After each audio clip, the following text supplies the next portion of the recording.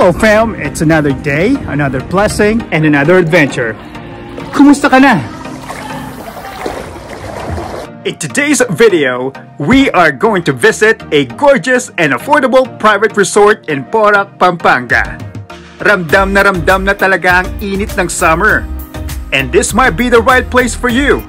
Tama na ang drawing. It's time to take your family and friends for a quick summer getaway. At syempre, imbitado ka. Ano pa ang hinihintay mo? Tara, sama ka!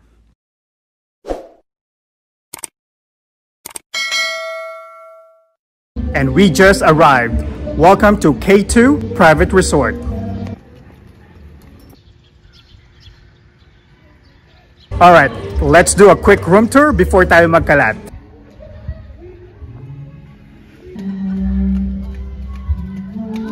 K2 Private Resort is located in Barangay Señora, Porac, Pampanga.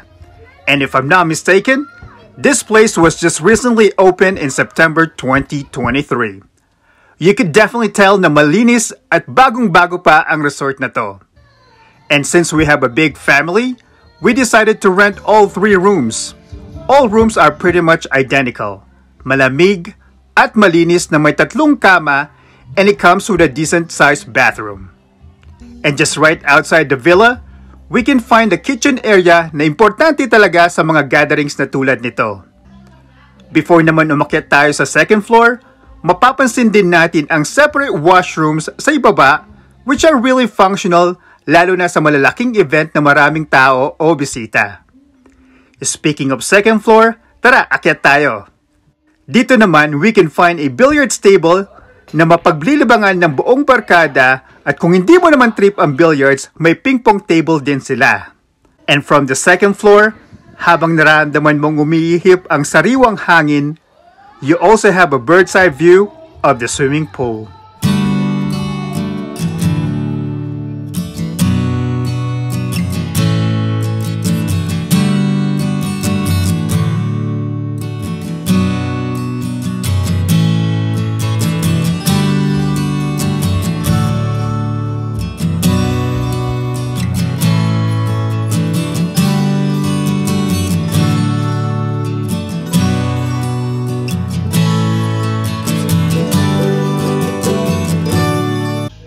At dahil Pinoy tayo, hindi mawawala ang mga card games tuwing family gatherings.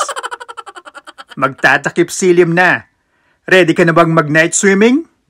But before we do that, tignan muna natin yung mga paandar nilang ilaw sa K2 Private Resort.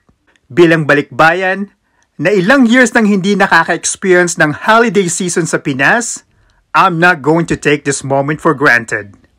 These lights may just be simple accessories. Kumbaga, palamuti lang. But for me, they make me feel I am home.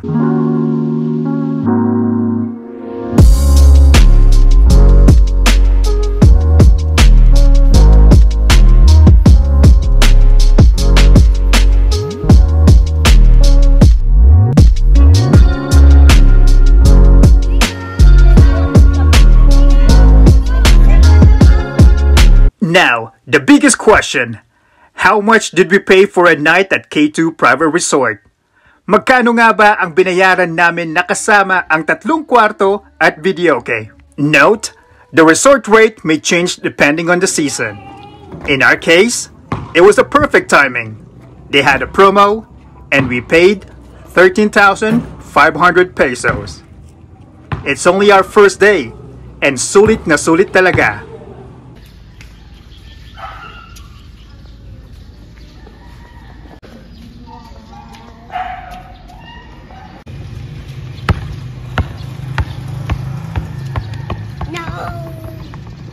Pangalawang araw na at last day na rin sa resort.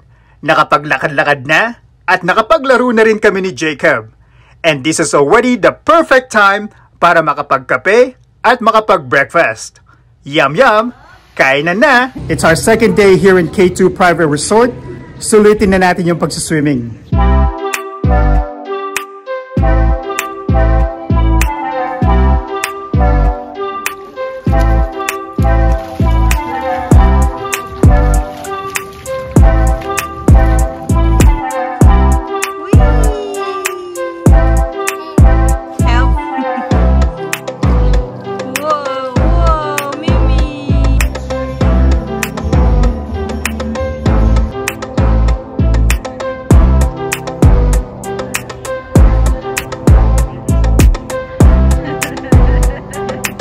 And before we officially end this video, let me share 5 things that I really love about K2 Private Resort.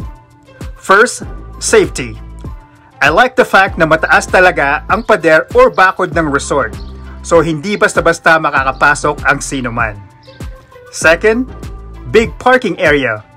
Pagpasok pa lang sa resort, heto na talaga unang mapapansin mo. This place is also designed for big gatherings. Third, clean rooms and bathrooms. Siyempre, malamig ang aircon. Fourth, resort amenities and entertainment areas. Bukod sa malaking swimming pool, hindi ka talaga maiinip dahil mayroon silang billiards and ping-pong area. Siyempre, hindi mawawala ang video, okay? At isama mo na rin yung basketball area nila. And the last one, although we didn't need it that day, they also offer a function hall for special gatherings like birthdays, reunions, weddings, baptism, at iba pa. It was indeed a great day. I'm gonna end the vlog right here. Maraming salamat po sa pagsama sa amin sa araw na to. Thank you for watching this video, and I hope everyone will have a blessed day.